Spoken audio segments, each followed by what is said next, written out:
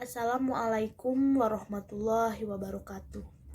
Di sini saya dan rekan-rekan akan memenuhi tugas dari mata kuliah manajemen portofolio. Kami di sini akan membahas tugas dengan judul analisis abnormal, return studi peristiwa gempa dan gelombang tsunami di Palu Donggala, perusahaan LQ45 yang terdaftar di BEI. Baik, sebelum kita melanjutkan ke materi, di sini saya sebagai moderator di kelompok 5 akan memperkenalkan anggota-anggota kelompok dari kelompok 5. Yang pertama saya sendiri, Lena Hafsah Lestari. Yang kedua ada Depi Febriani. Yang ketiga ada Cindy Rizka Lestari. Yang keempat ada Pani Wulandari, dan yang terakhir di sini ada Isla Arahman. Sebelum melanjutkan kepada materi-materi yang nanti yang teman-teman saya akan bahas, di sini saya akan membahas latar belakang dalam penelitian kita ini. Yang pertama, penelitian ini dilakukan atas dasar pengamatan terhadap peristiwa-peristiwa yang telah terjadi di dalam negeri yang dapat mengganggu stabilitas keamanan. Salah satu dampak dari peristiwa atau event tersebut yaitu terjadi reaksi pasar. Yang kedua, adanya reaksi pasar modal terhadap peristiwa gempa bumi dan tsunami Sulawesi pada tanggal 28 September 2018. Baik, di sini saya Cindy Rizka Lestari dengan NIM 51122011025 akan membacakan periode jendela dan estimasi dari peristiwa tersebut. Peristiwa gempa dan gelombang tsunami yang terjadi di Palu ini terjadi pada tanggal 18 September 2018. Maka kami menentukan untuk periode jendela yaitu H-6 sampai dengan H+5, yaitu tanggal 10 September sampai dengan 25 September 2018. Baik, yang selanjutnya metode yang kami gunakan ada 4. Yang pertama expected return, abnormal return, actual return, dan return pasar. Selanjutnya, saya Fani Wulandari akan membahas tentang saham. Saham yang akan kami analisis merupakan saham perusahaan yang telah terdaftar di Bursa Efek Indonesia yang termasuk dalam perusahaan LQ45. Perusahaan pertama adalah Campina. Perusahaan ini didirikan pada tanggal 22 Juli 1972. Perusahaan ini umumnya menghasilkan berbagai produk macam es krim. Campina selalu menghadirkan produk-produk istimewa dengan bahan alami, higienis, dan berkualitas.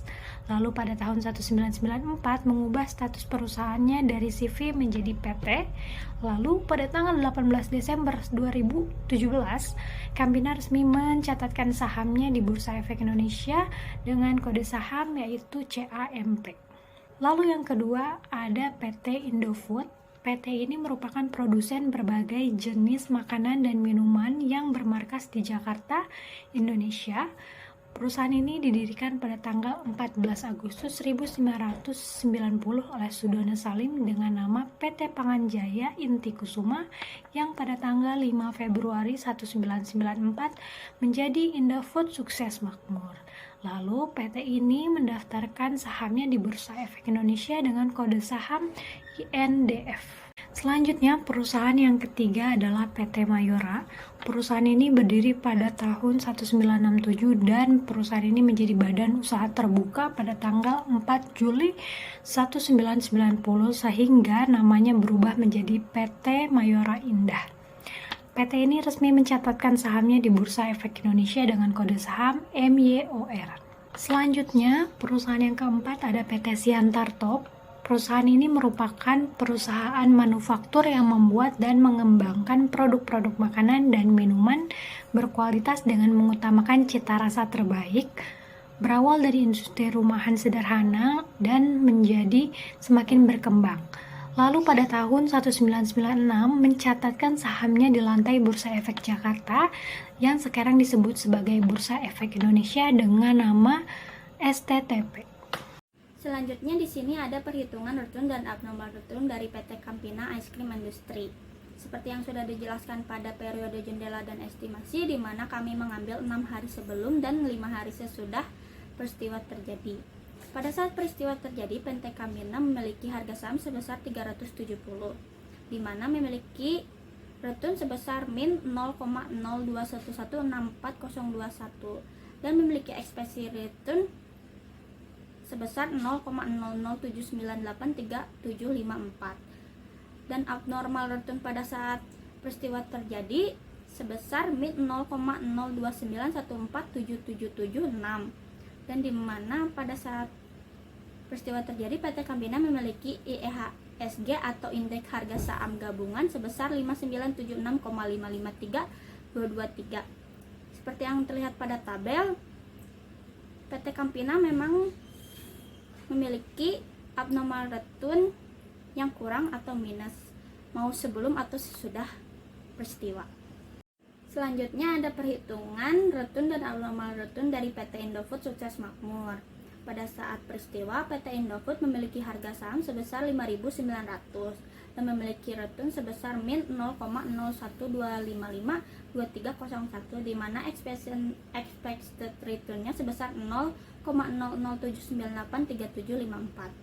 Dan pada saat peristiwa, PT Indofood memiliki abnormal return sebesar min 0,020536056, dan IHSG pada saat peristiwa terjadi, PT Indofood memiliki IHSG sebesar 5976,553223. Sama seperti PT Kamina, di mana maupun pada saat sebelum peristiwa terjadi dan sesudah peristiwa terjadi, PT Indofood memiliki abnormal return yang kurang atau minus.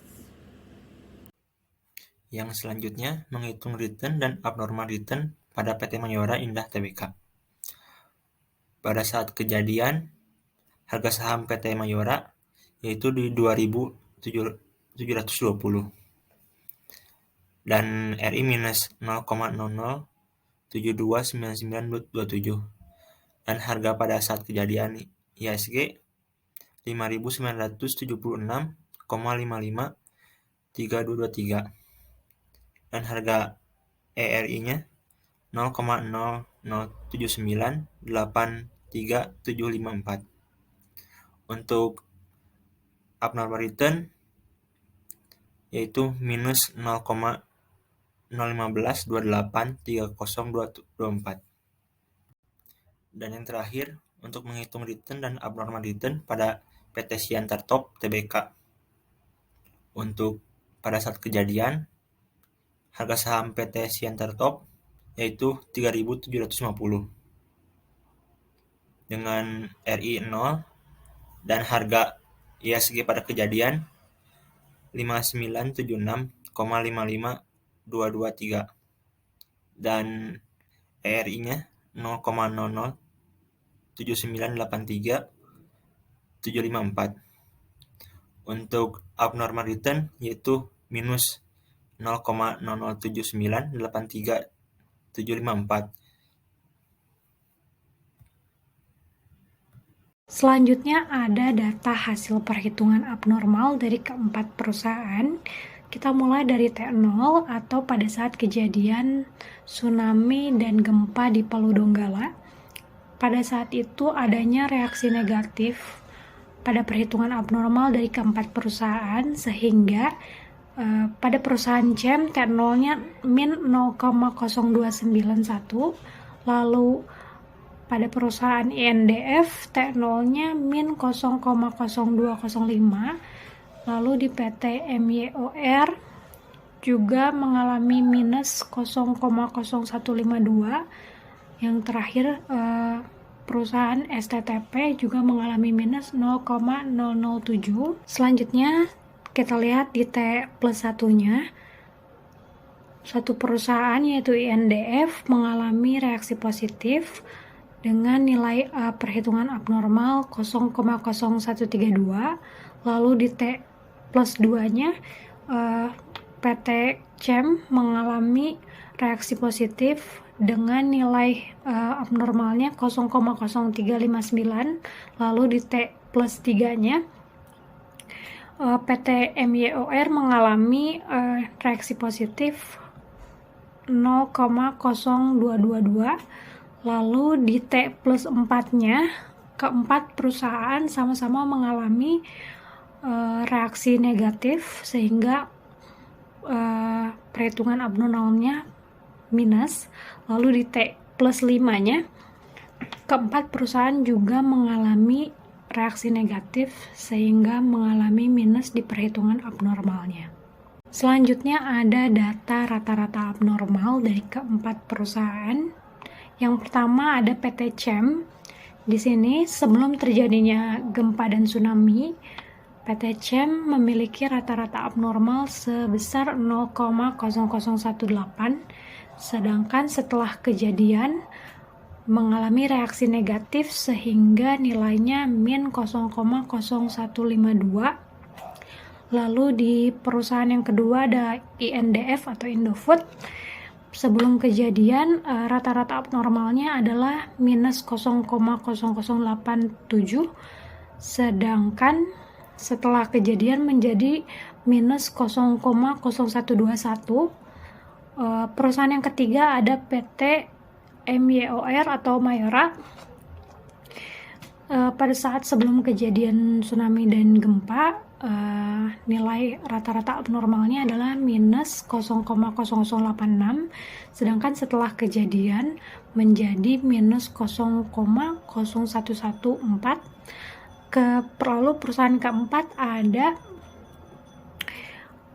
STTP atau PT Siantar Top. Sebelum kejadian rata-rata abnormalnya adalah minus 0,007, sedangkan setelah kejadian menjadi minus 0,0079. Nilai rata-rata abnormal return yang negatif ini menunjukkan bahwa return yang didapat oleh investor lebih rendah dibandingkan dengan return ekspektasinya. Selanjutnya di sini ada uji normalitas. Nilai C lebih besar 0,05 maka berdistribusi normal. Jika nilai C lebih kecil 0,05 maka tidak berdistribusi normal. Kesimpulannya, berdasarkan tabel di atas terlihat terdapat data yang berdistribusi normal dan tidak berdistribusi normal. Sebagai berikut ada tabelnya. Baik, yang selanjutnya yaitu analisis data uji one sample t-test, yaitu analisis yang digunakan untuk menguji signifikansi perbedaan suatu nilai rata-rata dengan nilai tertentu. Data berikut ini yaitu data berdistribusi normal dan data tidak berdistribusi normal dengan tingkat kepercayaan 95% dan kesalahan 5%, maka didapatkan nilai signifikansi sebagai berikut. Baik, di sini tertera hipotesis H0 dan H1. H0 yaitu data distribusi normal dan H1 data tidak berdistribusi normal. Dengan kriteria, jika nilai signifikan lebih besar dari 0,05, maka berdistribusi normal. Dan jika nilai signifikan kurang dari 0,05, maka tidak berdistribusi normal. Maka dapat disimpulkan, berdasarkan hasil penjualan one sample t-test, dapat disimpulkan bahwa hampir semua abnormal return signifikan dan ada beberapa abnormal return yang tidak signifikan. Maka artinya reaksi pasar cukup merespon cepat atas peristiwa gempa dan gelombang tsunami di Palu Donggala sehingga mempengaruhi abnormal return. Yang selanjutnya uji pair sample t-test. Model uji ini digunakan untuk menganalisis model penelitian sebelum dan sesudah. Diketahui bahwa nilai signifikansinya adalah 0,225 dengan hipotesis H0 tidak terdapat perbedaan rata-rata abnormal return sebelum dan sesudah peristiwa gempa dan gelombang tsunami di Palu Donggala. H1 terdapat perbedaan rata-rata abnormal return sebelum dan sesudah peristiwa gempa dan gelombang tsunami di Palu Donggala. Dari hasil SPSS tersebut, maka dapat disimpulkan berdasarkan data di atas nilai signifikan total yaitu 0,225 lebih besar dari 0,05. Maka H0 ditolak dan H1 diterima. Maka artinya terdapat perbedaan rata-rata abnormal return sesudah dan sebelum peristiwa gempa dan gelombang tsunami di Palu Donggala. Dengan taraf kesalahan 5%, menunjukkan bahwa pada tingkat kepercayaan 95% dapat dipastikan tidak terdapat perbedaan antara rata-rata abnormal return 5 hari sebelum dan 5 hari sesudah peristiwa gempa dan gelombang tsunami di Palu Donggala. Baik, jadi kesimpulan yang ada dalam tugas yang kami kerjakan itu yaitu event studi dapat digunakan untuk menguji kandungan informasi dari suatu pengumuman dan dapat juga digunakan menguji efisiensi pasar untuk setengah kuat. Pengujian kandungan informasi dan pengujian efisiensi pasar setengah kuat merupakan dua pengujian yang berbeda. Pengujian kandungan informasi maksudkan untuk melihat reaksi dari suatu pengumuman. Jika pengumuman mengandung informasi, maka diharapkan pasar akan bereaksi pada waktu pengumuman tersebut diterima oleh pasar. Reaksi pasar ditunjukkan dengan adanya perubahan harga dari sekuritas bersangkutan.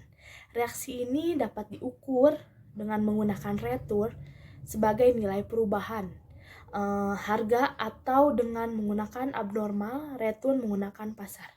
Dalam penelitian kali ini mengambil 4 sampel perusahaan yang terdaftar di BAE, yaitu sebagai berikut. Yang pertama KMJK, nama perusahaan PT Campina Ice Cream Industry.